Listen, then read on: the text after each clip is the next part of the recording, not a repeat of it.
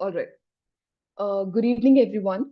Today we are here to break down the Union Budget 2025 and Economic Survey 2025 with a sharp focus on education. Education has been a key policy area, and this year's survey highlights progress in school infrastructure, digital learning, and higher education expansion under NEP 2020. The budget takes it further: more funding for government schools, stronger teacher training, and a push for digital and skill based education to meet the demands of a changing economy. So, here's the big question: are these policies enough to bridge gaps and truly transform education in India? So, let's dive in and discuss.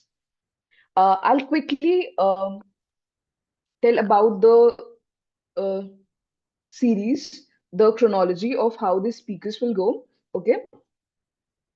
So, first will be Chandrama, then Minakshi. Third is Prisma. Fourth is Digang. Fifth is Aditi Kumari. Sixth, Roshni. Seven, Ashwadha. Eighth, Tirtha. Ninth is Simranjeet. 10, Harsh. 11th, Ankita. 12th, Meet. 13th is Chandrama. And 14th is Mehak. So, yeah, Harman, you can start. I think Harman is not there. So, Meenakshi, are you here? Yeah, Can you sure. please switch on your camera and then speak? Yeah, just a second. Sure.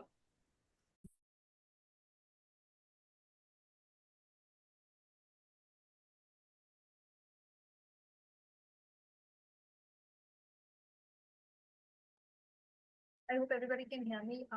There is some net issues, so let me know if something is happening so I can just reconnect it. Um, Sure.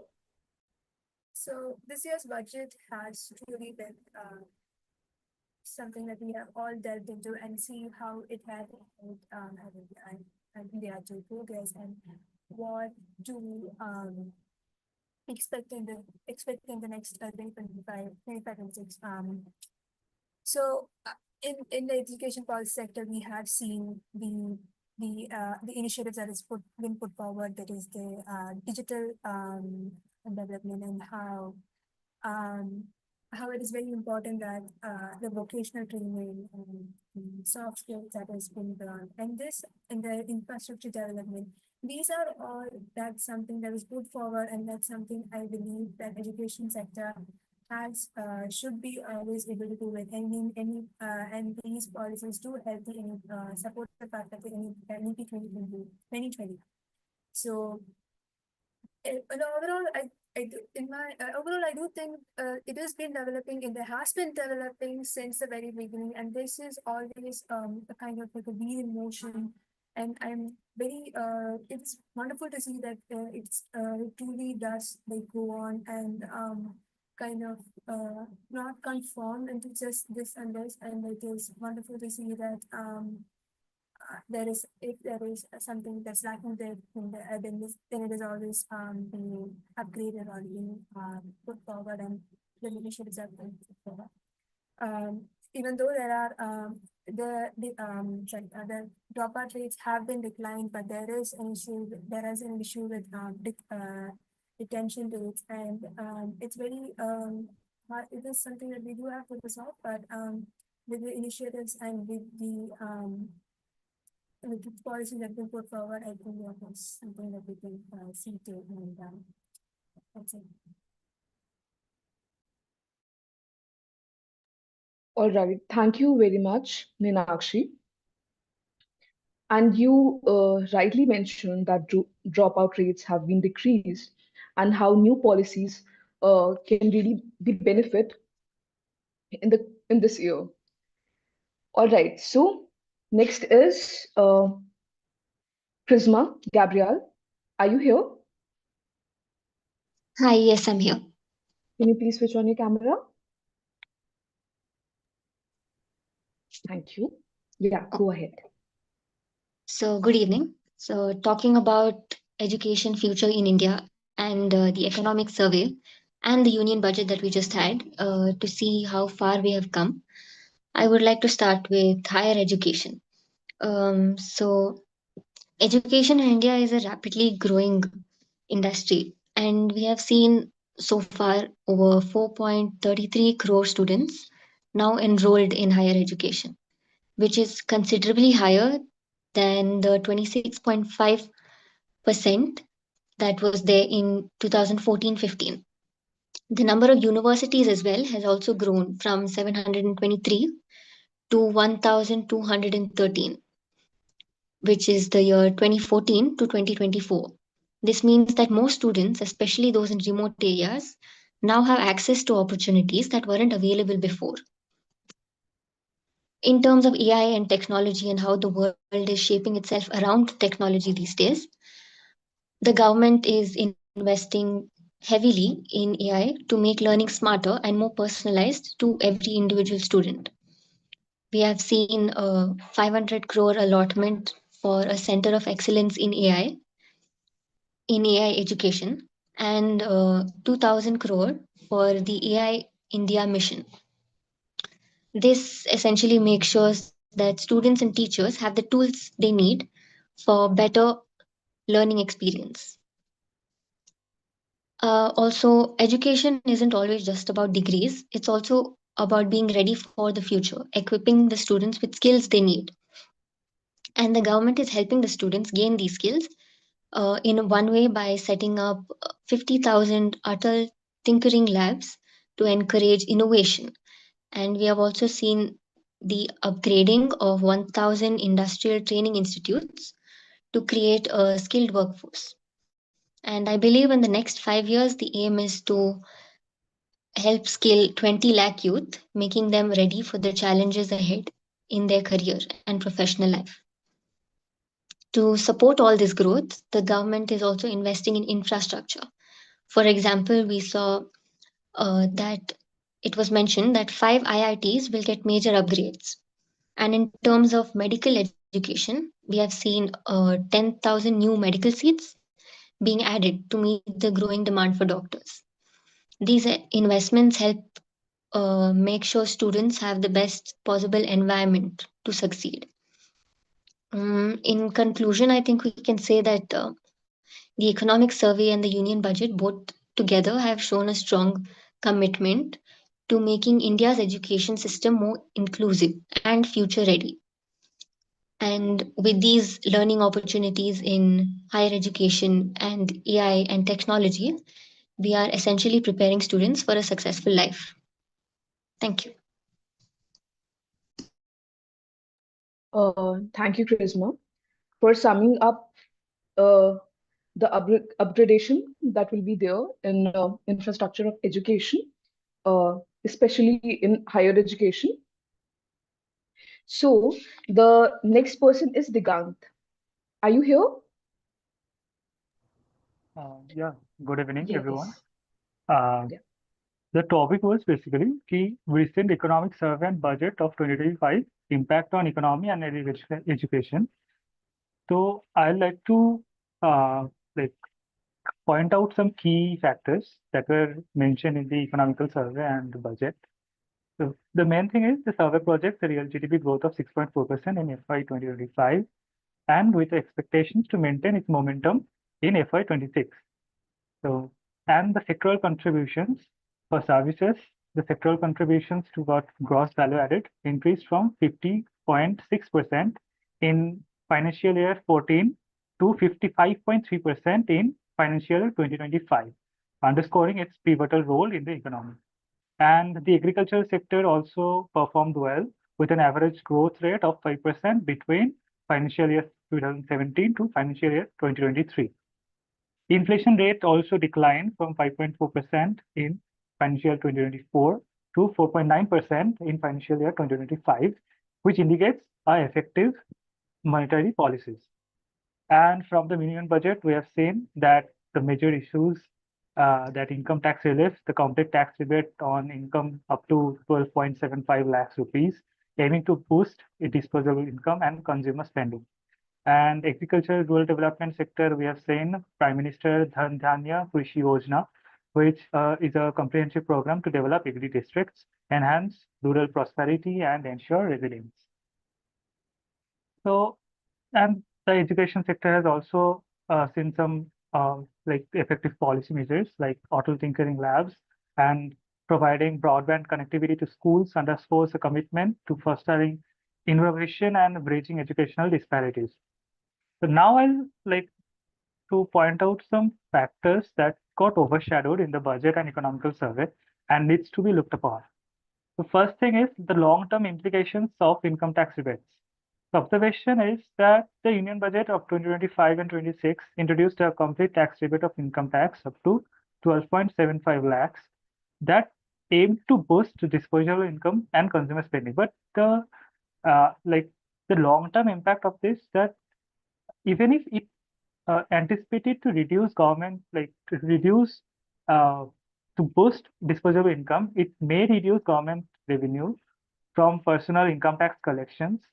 And given that interest payments account for 25% of the total expenditure and 37% of revenue receipts, which will lead to a decrease in revenue that could exacerbate and fiscal constraints, potentially affecting long-term fiscal stability. The second thing is neglect of informal sector challenges.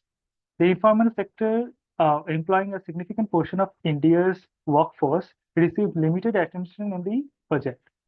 The Economical Survey 2024-25 highlighted that the micro, small, and medium enterprises, in short, we know that it's MSME, sector is crucial for economic growth. However, without targeted measures such as enhanced credit support and social security for informal workers, disparities in economic recovery may widen. And the third important thing is climate resilient infrastructure in agriculture. So the Prime Minister, in the budget, we have seen that the Prime Minister Dhan Krishi Yojana have been implemented, will be implemented. The focus that will focus on district level agricultural development. And but the Economical Survey of 2024-25 notes that the agricultural and allied activities contribute approximately 16% to the country's GDP of financial 2024. Given the sector's vulnerability to climate change, the absence of comprehensive climate resilience strategies could jeopardize that long-term food security. And also the education access versus quality debate will still raises a question that the budget emphasizes still that digital inclusion through initiatives like extending broadband connectivity to government secondary schools and etc. But the thing is, while infrastructure improvements are essential, the economical survey of 2024-25 indicates that without concurrent investments in teacher training and curriculum development, the mere provision of digital tools may not lead to significant improvements in leading and learning outcomes. And like the last point would be few digital inclusion efforts, where the digital initiatives may inadvertently widen the rural-urban divide due to uneven implementation. And the economical survey highlights that over 40% of rural households face challenges such as irregular electricity and the lack of digital devices, limiting the effectiveness of broadband access initiatives. So I think if these areas are taken care of and they highlight the issues more, that will lead to a better growth perspectives in future. Thank you. Thank you very much, Digant. I really appreciated how you showed that this budget is very hopeful and it's based on many assumptions. And with pointing out the pros of this budget, you also showed that what things might go wrong. So thank you very much. And the next person is Aditi Kumari. Aditi Kumari, are you here?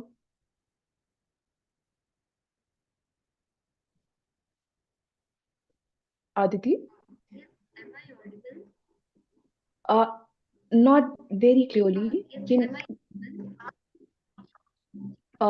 No. Can you say something again? No. Am I audible now? Yes, it's fine now. Yeah, go ahead. Thank you. So, good evening, everyone. As we gather here to talk about the some economic survey and budget 2025 to 2026. So India stands at the threshold of a transformative decade, and the Economic Survey 2024 to 2025 and Budget 2025 to 2026 lay the foundation for our journey towards a Viksit Bharat by 2047.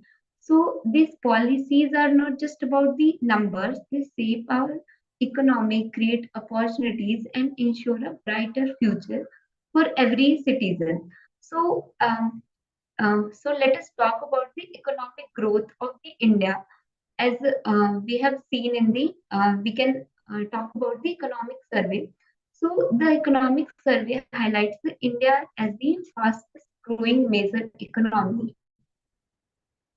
driven by strong manufacturing, MSME expansion, digital transformation, and the budget 2025 to 2026 also builds on this momentum by focusing on the agriculture, infrastructure, and exports. That's why government has started to take in some initiatives like the PM Dhan Dhanya Krishi Yojana, a 5 lakh rupee credit cards for MSMEs, asset monetization plan, export promotions mission, and all. So these are the some key initiatives of the government in the budget 2025 to 2026. But after whole this initiative, there are some challenges also, like rising inflammation, rural distress, unequal income distribution. But after all, to address these problems, sorry. So after all, to address these problems, budget introduces direct credit supports like for the MSMEs, targeted rural enrollment, employment programs and all. So yeah, this all about the economic sector. So let us move on the education. Like so, in the economy, as we discussed about the some initiatives or programs. So, in the education sector, a thriving economy needs a skilled and educated workforce. So, the budget 2025 to 2026 prioritizes education, skill development, I'm sorry, and research, ensuring access, quality, and innovations for all. The government has taken many initiatives like as earlier speakers has also mentioned about the like 50,000 adult tinkering labs, broadband government schools. In all the government schools, 10,000 PM research fellowships, new medical seats, and new IIT seats in the many engineering colleges. So these are some key initiatives. But after these, there are also some challenges also like dropouts rates in rural areas, outdated curricula, inadequate teacher training. But to combat all these issues, government has expanded scholarships, vocational training, digital learning programs in budget 2025 to 2026. So government also started to modernize and taken started to take some new initiatives and infrastructure like AI driven personalized learning models. These all steps will ensure like India produces job creators, not just job seekers. So yeah, these are some solutions for the by the government. But apart from these, there are just so, in just conclusion, I just want to say that this budget is not just for the financial planning. It is more than financial planning. It is a roadmap for inclusive, sustainable, and innovation-led growth. It empowers our youth, strengthens our economy, and ensures that every Indian has the opportunity to thrive. So yeah, as a responsible citizens, we have to focus on the how can we build more stronger, smarter, and self-reliant India. So yeah, thank you. That's all from my side. Thank you. Thank you so much, Aditi. Very well put arguments. Uh, and next is Simranjeet Kaur, but I cannot see her here in the list of participants. So next is sorry, Meet. You here?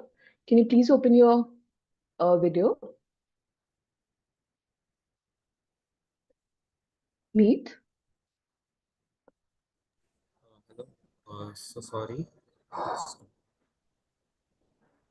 Will you Am I not audible? be able to open your? I Hello. cannot see your video.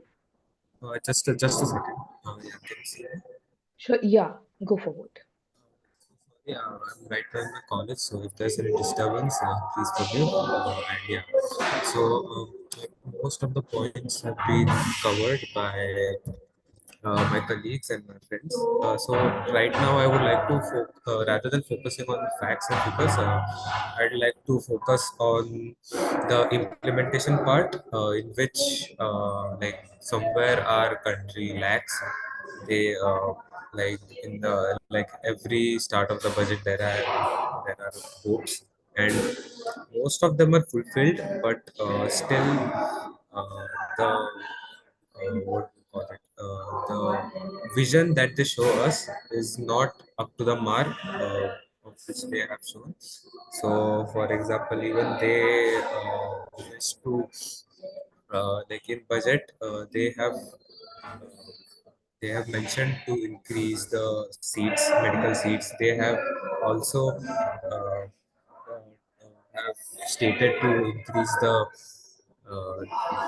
adult tinkering labs, like start with the adult tinkering labs and all. But uh, I'm kind of optimistic that they do it. But if we look into the reality, they might do it till 60 to 70%. But unlike in Kerala or like in Delhi, where they have really had that honest intent to go ahead with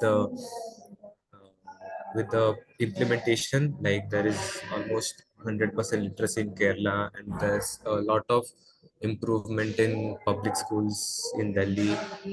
So yeah, what I would like to mention is the policies are and all the budget that has been allocated to education is very good, but even a strong focus should be there on the implementation of it rather than just saying it.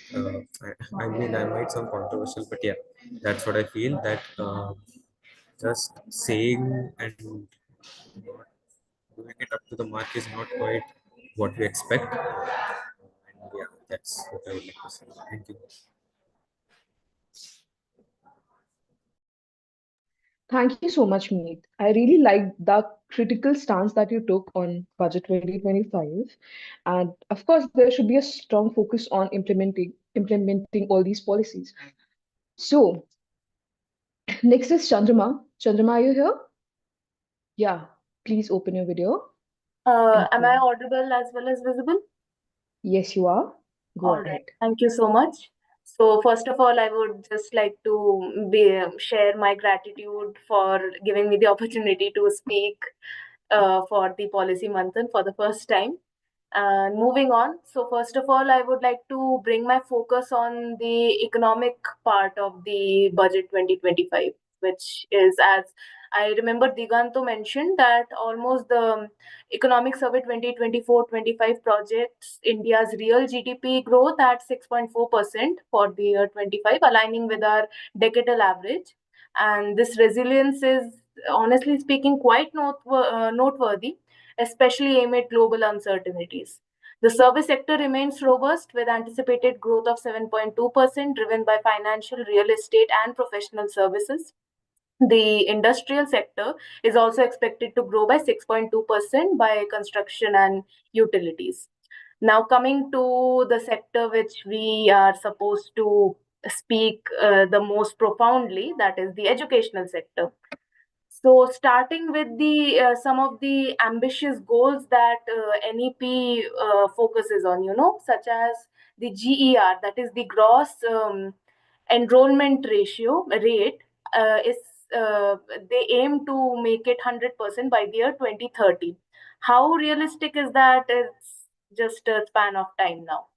And now moving forward to some of the, I have written during my research period while I was preparing for the speech, some of the uh, foundational, some of the examples of some crucial policies that has been implemented, which I found also quite interesting. One was, foundational literacy and numeracy implementation by like 100% of it by 2026 to 2027, by that year. Now, how is government planning on approaching that is by introducing a very interesting concept called peer teaching. What is peer teaching? It is nothing but students themselves, because let's realistically speak, the teacher student ratio even today, in the 21st century, rather 2025, this particular year also, it's not quite impressive. It's the ideal, we are not meeting the ideal 18:1 ratio.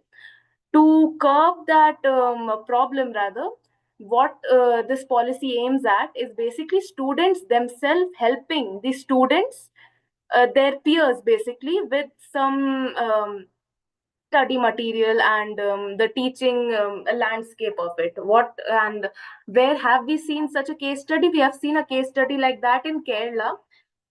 Correct me for my pronunciation. It's called Nalli Kali. This is a system that has been introduced in Karnataka.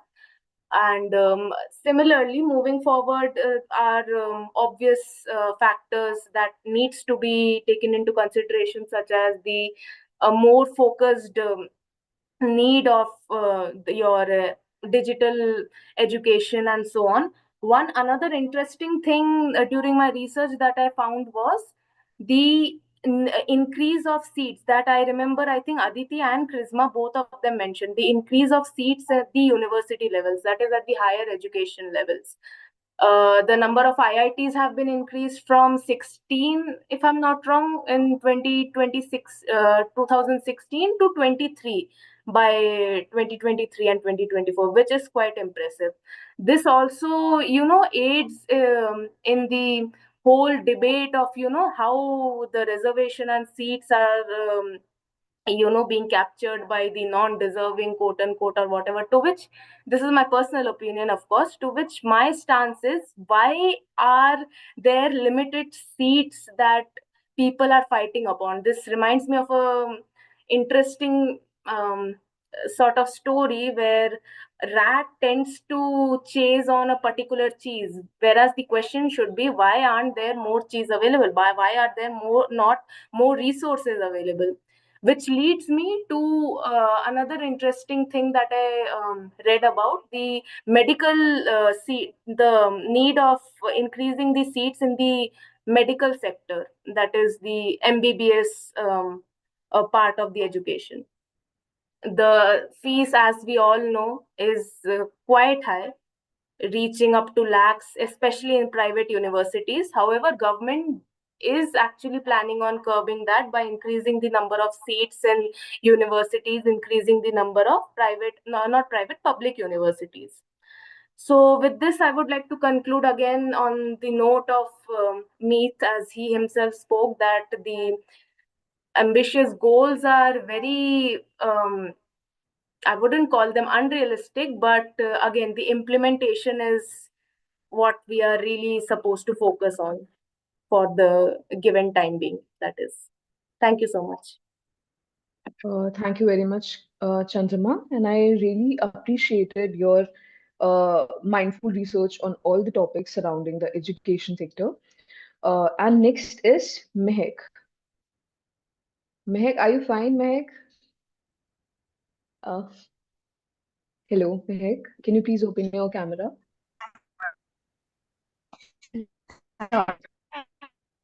No, you're not clear.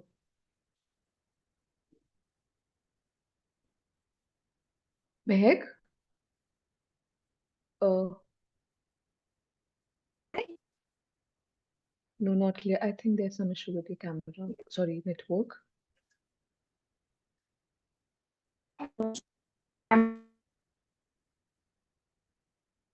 Mm, so you can switch off your camera and just open your mic. So Am I audible? yes, you are, but not like the network is not good. Alright. Like, shall I rejoin? This is better actually. Please switch off your camera, and I think then the network will be fine. Okay. I'm sorry. I'm having a bad call. So, like, it will be a short speech. It's okay. Okay. Please switch off your camera so that your network is fine and you won't, I have you can hear already. me. Okay, it's not showing on my screen. Uh, anyway, you start. All right? All right. So, yeah. Yeah. So, as we are discussing about economic survey and um, budget analysis of 2025. Okay. So, while talking about economic surveys, we talk about that education.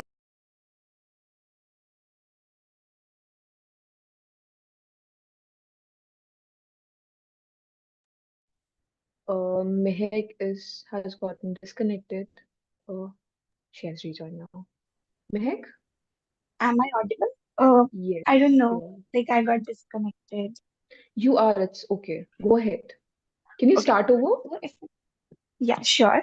Okay. So, first of all, I mentioned about economic survey and budget analysis. So, in economic survey, as we all know, that education is like basically the foundation development of any nation. So, that is why there have been various schemes implemented by the government. Like there have been various schemes implemented by the government since many years ago, and with the aim to universalize elementary education at least. But even if we saw about economic survey or budget analysis are focused on higher education as well. And since earlier time has been done, but not at that extent. But as all of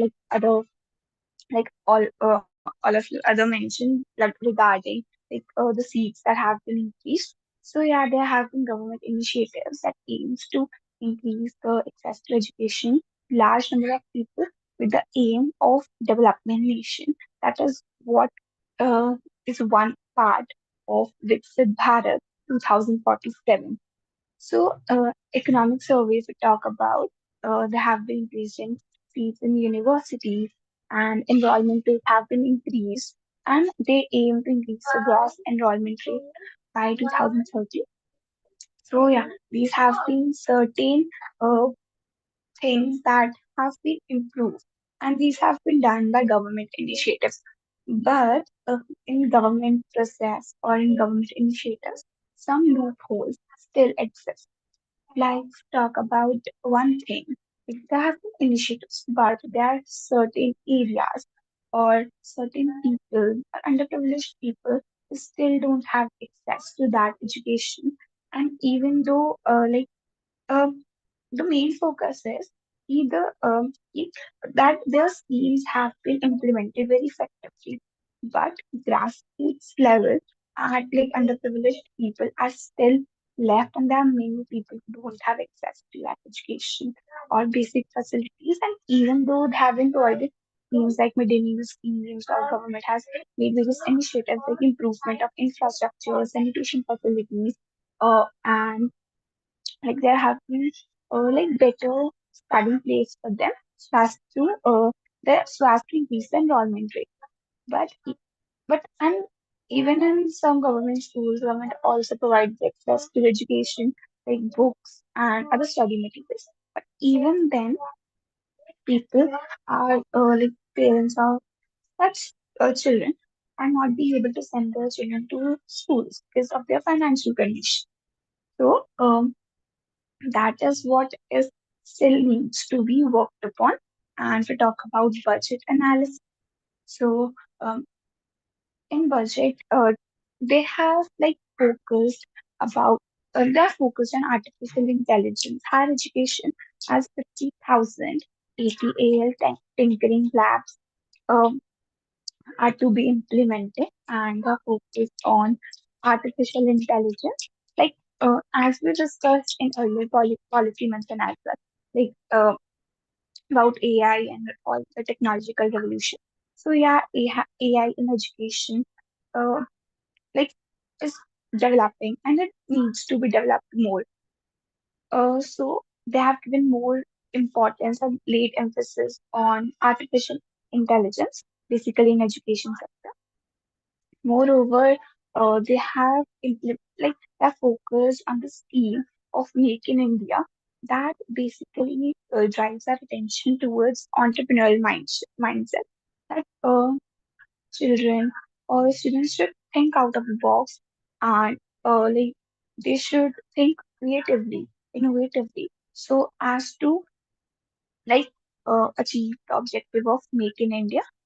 And if I if we talk more about budget analysis, so all these schemes are like the efforts made by the government or the like they have objective, so they can be implemented only if uh, like there is proper they can be implemented if there is proper effectiveness or implementation, and they needs to be addressed at grassroots level. So overall, if I conclude this, so budget has focused majorly on education system and to improvise it.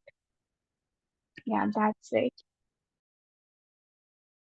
All right, thank you, Mehek. I really liked your analysis on economic survey and budget, and how rightly you pointed out the loopholes, since allocation of budget cannot really assure us that underprivileged people will be getting all the benefits.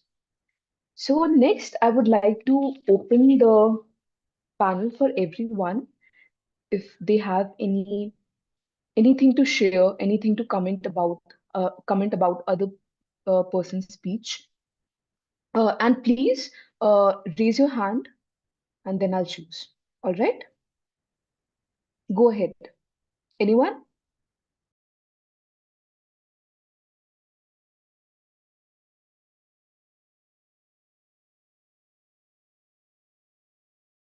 Yes, Chandrama, go ahead. Basically, it's not a particular question for anyone, but during my research, one point I did not mention for a reason is that in Tamil Nadu, one case study I read upon where during COVID, the door to door education scheme was implemented, where, they thought of, and it was a government scheme. That's the most surprising part, where some people, some representatives used to go door to door to educate students because apparently they did not believe in the digital implementation of education.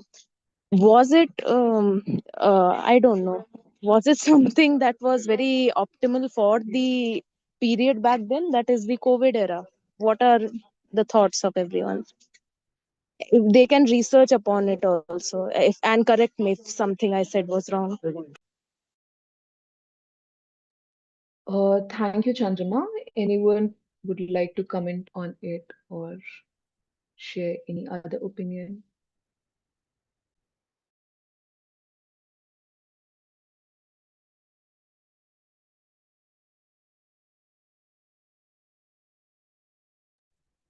Let's make this policy marathon more interactive.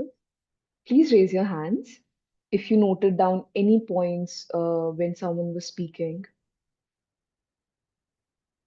Else I will randomly call out names.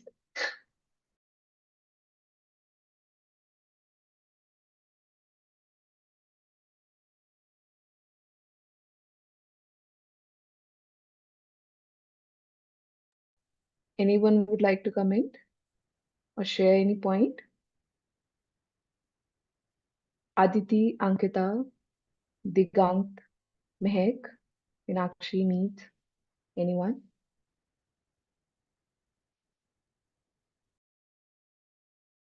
I will myself revise upon the things because I might have misspoken something. No, no, no, it's okay. And if there's anything else you would like to share, or you know, that you liked about someone else's speech, or you have any feedback for someone, you can go with that also. That was my only question. But apart from that, I think everyone spoke really well. The research was quite up to the mark. True, I second that. And yeah, so if you like to share anything, oh yeah, Digant, yeah, go ahead, please.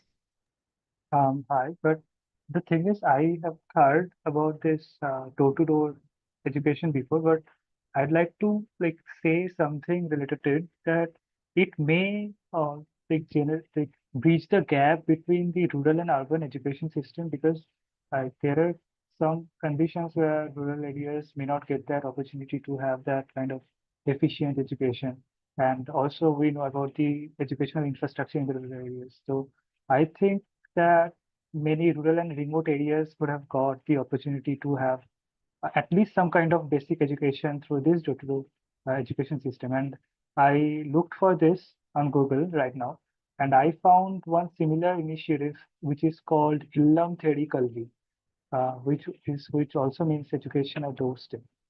So that's it. Thank you. Thank you so much, Digant. And there was one point that I really liked about this budget, which was that reduction of GST in education services.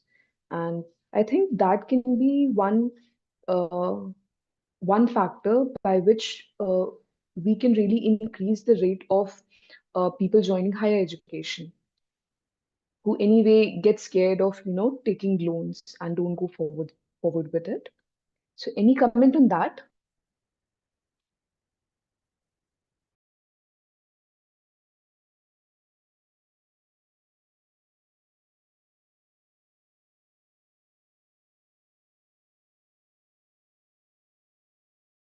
Yeah, that even I consider. Sure, Chandrama, complete your point and then Digant can go. All right? Yeah, I'm really sorry. If anyone wants to continue, it's just. No, no, no. First you, then Digant. Okay? Since you started. No, I pretty much, that's what I was about to say, that I pretty much agree with your stance, because that was something unexpected, also, rather. And Yeah, if we scroll through some social media, it was quite a meme worthy of a thing as well. So ab- people were happy. So maybe, yeah, that was actually, pretty I good. wish I have gotten the benefit of this. Anyway, yeah, Digant, share your point, please. Oh, first thing is, I am sorry for raising hand abruptly while she was talking. Um, No, the no, no, sec- no. It's okay. Yeah, go ahead. the second is, like I think that will like push some incentives for the students to pursue higher studies. But again, I found some news today in the US that they also impose some kind of taxes on the students for the scholarship. So I think that may lead to some balancing out kind of situation, which may lead to some kind of zero-sum game where nothing happens. What I would like to have what others will think about it. What are the perspectives of the other people here? This I didn't know. I didn't notice the tax on scholarships. Yeah, anyone else would like to share anything? Aditi, Ankita, Mehek, Meenakshi.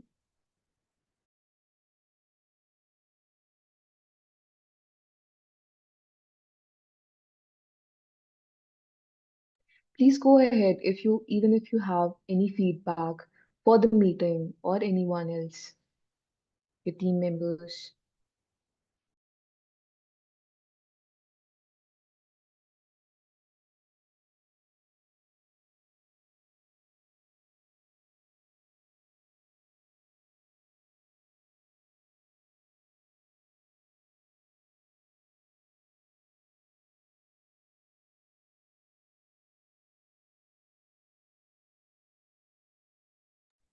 Am I audible?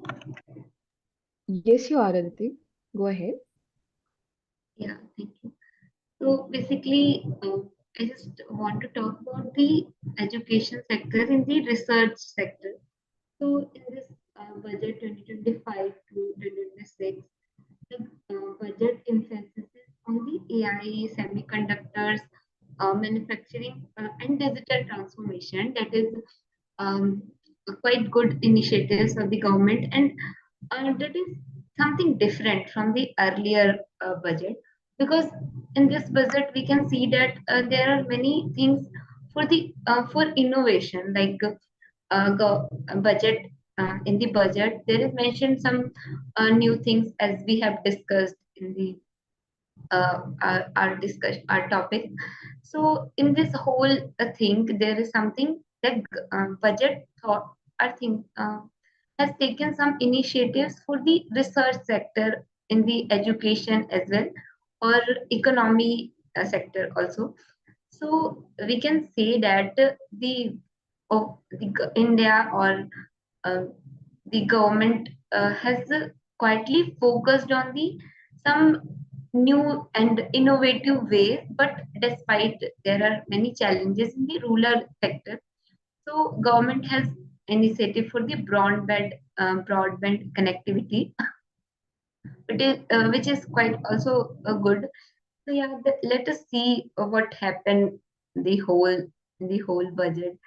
So yeah, that's from my side. Thank you. Thank you so much, Aditi. You rightly pointed out the Udan Bharat initiative and R&D allocation, budget allocation in it. Yeah, so anyone else would like to share anything?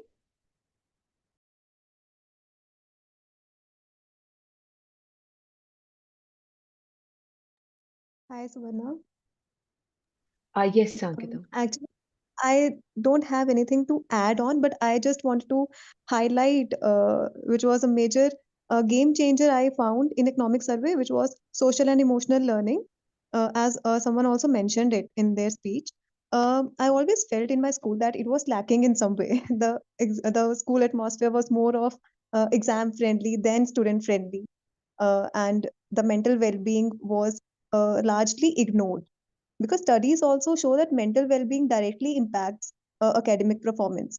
But were teachers trained enough to address students' mental health issues? Because teachers sometimes might be toxic, that leads to um, degraded confidence of students. So this stress management and resilience building, and along with emotional intelligence, I also always found missing in the school curricula. So I just wanted to ask anyone if they felt so in their school times or college. Thank you so much, Ankita, for your question. But before that, I would like to ask you, you didn't get the chance. You were not there initially, in the meeting. You just joined. No, I You didn't? joined, but Huh? you didn't took my name, and then you went forward Oh, with I'm questions. so So, sorry. so So but it's sorry. okay. Yeah, So I think actually, because I at actually 8 you were didn't meeting. get enough time to prepare. I just today only I surfed through the economic survey for education part also So would you only. like to give like a 1 minute speech on whatever you have prepared? I'm so sorry Yeah, for missing your like name. 1 minute will be too less to to Yeah, combine. then go forward for 2 minutes. It's fine. It's fine for us. Yeah, go ahead, Okay. please. I'm so sorry, Ankita, for not taking your name, but yeah, But go it's ahead. okay. Like I was kind of keeping myself back because I wasn't prepared enough. So, but it's No, no, also an it's opportunity. okay. It's It's a okay. discussion. It's a Yeah, yeah, discussion. It should be brainstorming. Yeah, yeah. go ahead, So, please. while focusing on the current state of education, which the economic survey started with, was 24.8 crore students in Indian education system, which is one of the largest, and with 98 lakh teachers, which itself states the higher teacher-student ratio.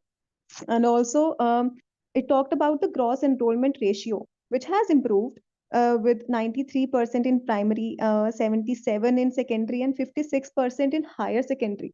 But we see that dropout rates, though decreasing, still remains high at 14 point something at secondary level. So retention in our education system still remains a challenging. And there are also significant state level disparities, with Kerala and Tamil Nadu leading in GER, that's gross enrollment ratio and student teacher ratios, with Bihar and Uttar Pradesh still struggling a lot with their high dropout rates and inadequate infrastructure. So, to address these issues, in budget we see uh, various incentives for skilling as well as for providing infrastructure strengthening opportunities. With 2 lakh crore has been allocated for skilling 4.1 crore youth over these 5 years, along with employment incentives like vocational training and industry academia linkages, like linked hiring incentives for manufacturing sector. And it has also upgraded focusing on upgrading 1,000 ITIs and training 20 lakh youth in AI and automation. So this marks a major policy shift, ensuring that education is not just theoretical but directly linked to employment and economic growth. So giving the opportunity for students to explore more options, uh, practical options. So, despite these investments, we see that India faces a serious skill mismatch, with 90% of workforce only having secondary education, and 53% of graduates and 36% of postgraduates are underemployed, because there is a lack of diverse employment opportunities after the degrees. To bridge this gap, this budget also have promoted apprenticeship embedded degree programs with frontier technology labs and a national credit framework for a seamless transition between vocational and academic learning. Hence, a well educated, skilled workforce will drive higher productivity, innovation, and entrepreneurship, contributing to India's goal of becoming 5 trillion economy. So, this has been very well stated in economic survey I saw. And it also talked about strengthening of infrastructure with electricity access increasing, uh, and hand washing facilities, functional toilets for girls and boys. Medical checkups have been revived through after COVID, and also digital education boost is also given through Diksha platforms, more allocation for these AI educations, PM Shri schools and EdTech partnerships. And plus, this AI in education, we need to see the difference between the promise versus reality, because while the budget emphasizes AI driven learning, challenges still remain. That will AI widen the digital divide? Because many rural students still lack access to internet and digital tools. And there are also challenges about data privacy and ethics, and also teacher readiness. Do our teachers and educators have the skills to integrate AI tools effectively into classrooms? So we see that without addressing these concerns, AI could increase educational inequalities instead of solving them. So there exists certain implementation challenges. Despite increased budget allocations, education execution of it remains a challenge, like inconsistent fund utilization, especially at the state level. Bureaucratic delays are slowing down the policy implementation, with rural urban divide, as we saw in access to digital education and skilled teachers. So, truly transform education, we must ensure the full fund absorption, which is always a challenge in India's economy for the undergrowth of the economic sector, and then state level flexibility, which might become handy to counter the state level disparities. And this could lead the faster execution of also NEP 2020 reforms. So India right now stands at a critical juncture. Uh, so will we capitalize on this momentum to build a globally competitive education system, or will systematic gaps slow our progress once again, which like remains a big question in our heads still now. Thank you. Thank you so much, Ankita, for giving your perspective on budget and very well formulated arguments. And like you talked about digital divides and teacher readiness. Thank you so much. I think it's a good thing that I didn't miss out on your name, you know. And anyone would like to comment on Ankita's speech. Any feedback? Any question? Lack of research might be one thing that they, No, I don't think so. You were prepared. because it was the initially few pages that I went through, and that social and emotional learning caught my sight Hmm. while surfing through it. True, a very good point, but we are short on time. We need to conclude now. So, thank you everyone for joining in and enhancing everyone's and my perspective on the budget. And I hope everyone learned something new from this discussion. Thank you so much. And anyone would like to say anything, any final thoughts? Then we'll you know wrap it up. Just conclude it. Anyone? Chandrama? Yeah, like the last farewell I would like to give, not farewell per se, but like it was a really, I would say, interactive and well conducted and informative session. And it was really unique. If I would like to comment upon my experience, it was quite unique to deliver a speech myself, to actually brainstorm into preparing my own speech and stumbling upon some really good points. And the last section that Ankita also mentioned, the emotional development section, that also I read upon. Probably must have missed it, but yeah. Um, Apart from that, really great job, all of you. And I hope me as well. So, yeah, Yes, for that's sure, all. Chandrama. For sure. You were really good. Well spoken.